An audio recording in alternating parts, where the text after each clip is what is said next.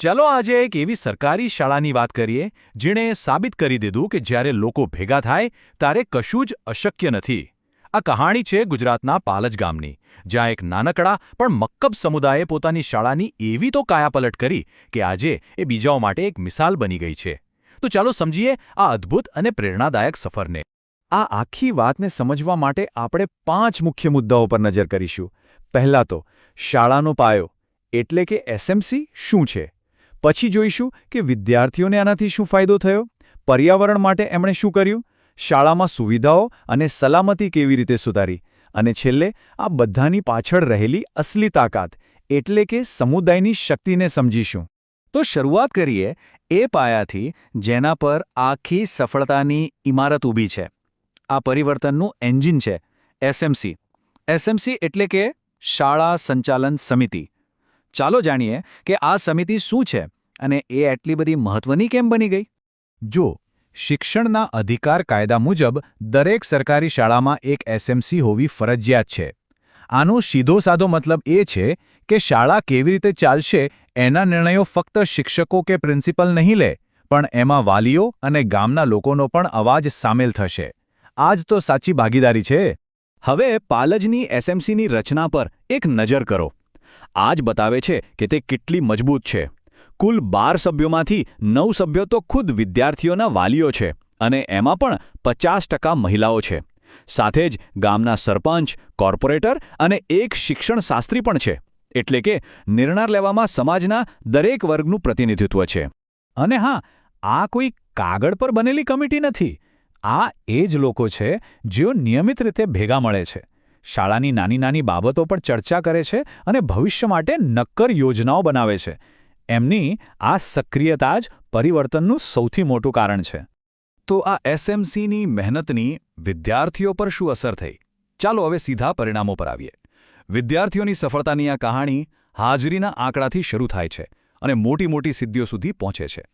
સૌથી પહેલી અને સૌથી મોટી જીત હતી વિદ્યાર્થીઓની હાજરી. એસએમસીના સભ્યો ઘરે ઘરે જઈને સુનિશ્ચિત કરતા કે એક પણ બાળક શાળાએ આવવાથી રહી ન જાય. અને પરિણામ?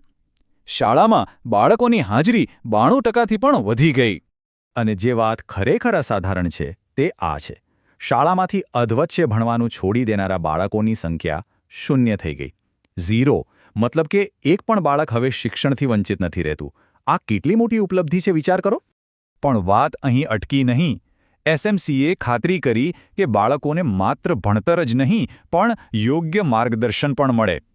એના જ કારણે એક જ વર્ષમાં 15થી વધુ વિદ્યાર્થીઓએ મેરિટ સ્કોલરશિપ મેળવીને શાળાનું નામ રોશન કર્યું. એમણે શાળામાં એક એવી સંસ્કૃતિ ઊભી કરી જ્યાં દરેક બાળકને ભાગ લેવા માટે પ્રોત્સાહિત કરવામાં આવે છે. પરિણામ એ આવ્યું કે સ્પર્ધાત્મક પરીક્ષાઓમાં 100% વિદ્યાર્થીઓ ભાગ લે છે, રમતગમતમાં રાજ્યકક્ષાએ પહોંચી રહ્યા છે અને આંતરરાષ્ટ્રીય ગણિત ઓલિમ્પિયાડ માટે 312 વિદ્યાર્થીઓ રજીસ્ટર થાય છે. આ આંકડા પોતે જ બધું કહી દે છે. પણ સારું શિક્ષણ એટલે માત્ર પુસ્તકોનું જ્ઞાન નહીં. પાલજની એસએમસીએ નક્કી કર્યું કે તેઓ બાળકોને એક સ્વચ્છ અને હરિયાળું વાતાવરણ પણ આપશે. એમણે પર્યાવરણ માટે જે પગલાં લીધા છે એ ખરેખર શીખવા જેવા છે. એમણે એક ખૂબ જ સરળ પણ અસરકારક પ્રોજેક્ટ શરૂ કર્યો, પ્લાસ્ટિક મુક્ત શાળા. એમાં બાળકો ઘરેથી પ્લાસ્ટિકનો કચરો લઈને આવે છે, દર શનિવારે એને શાળામાં ભેગો કરવામાં આવે છે અને પછી એને રિસાયકલિંગ માટે મોકલી દેવામાં આવે છે. આનાથી બાળકોમાં નાનપણથી જ પર્યાવરણ પ્રત્યેની જવાબદારીની ભાવના કેળવાઈ છે. અને આ પ્રોજેક્ટની અસર જુઓ. 3000થી વધુ પ્લાસ્ટિકની બોટલો અને 250 કિલોગ્રામથી પણ વધુ બીજું પ્લાસ્ટિક ભેગું કરીને રિસાયકલ કરવામાં આવ્યું છે. આ એક નાનકડા ગામ માટે કોઈ નાની સિદ્ધિ નથી. આ બતાવે છે કે નાના નાના પ્રયાસો પણ કેટલું મોટું પરિવર્તન લાવી શકે છે. આટલું જ નહીં, શાળામાં પાણી બચાવવા માટે 120 ફૂટ ઊંડી રેઇન વોટર હાર્વેસ્ટિંગ સિસ્ટમ છે.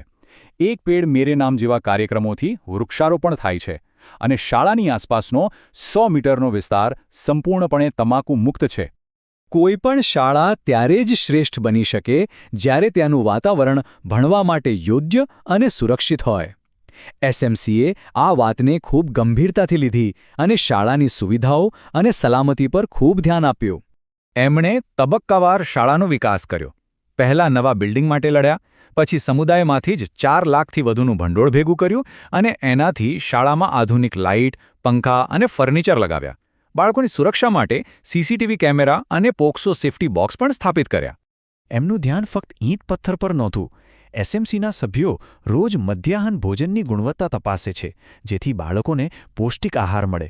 એટલું જ નહીં, દર વર્ષે બાળકોના સ્વાસ્થ્યની તપાસ પણ કરાવવામાં આવે છે. આમ દરેક બાળકની સંપૂર્ણ કાળજી લેવામાં આવે છે. અને હવે આવીએ સૌથી મહત્વના મુદ્દા પર. આ બધું શક્ય કઈ રીતે બન્યું? આટલું મોટું પરિવર્તન આવ્યું ક્યાંથી?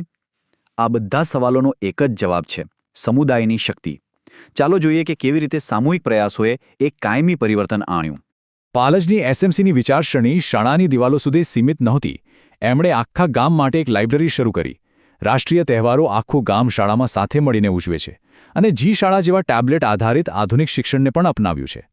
ટૂંકમાં પાલજ શાળાની સફળતાની કહાણી એક સહિયારા સ્વપ્નની કહાણી છે. એક એવું સ્વપ્ન જે સક્રિય ભાગીદારી અને સતત દેખરેખના મજબૂત પાયા પર ટકેલું છે. પાલજની આ ગાથા આપણને એક ઊંડો સવાલ પૂછવા માટે મજબૂર કરે છે. કોઈ પણ શાળાની સફળતાનું સાચું માપ શું હોઈ શકે? શું એ માત્ર પરીક્ષાના પરિણામો છે, કે પછી એ એક એવું વાતાવરણ છે જ્યાં દરેક બાળક શીખવા, વિકસવા અને એક સારો નાગરિક બનવા માટે પ્રેરિત થાય છે? અને અંતમાં આ એક વાક્ય બધું જ કહી દે છે: જેમ એક માતા 100 શિક્ષકની ગરજ સારે છે, તેમ એક સારી એસએમસી પણ 100 શિક્ષકની ગરજ સારે છે. પાલજની શાળાએ આ વાતને ખરા અર્થમાં જીવીને બતાવી છે. આ કહાણી એ વાતનું ઉત્તમ ઉદાહરણ છે કે જ્યારે એક સમુદાય નક્કી કરી લે ત્યારે તે કેવા અદ્ભુત પરિણામો લાવી શકે.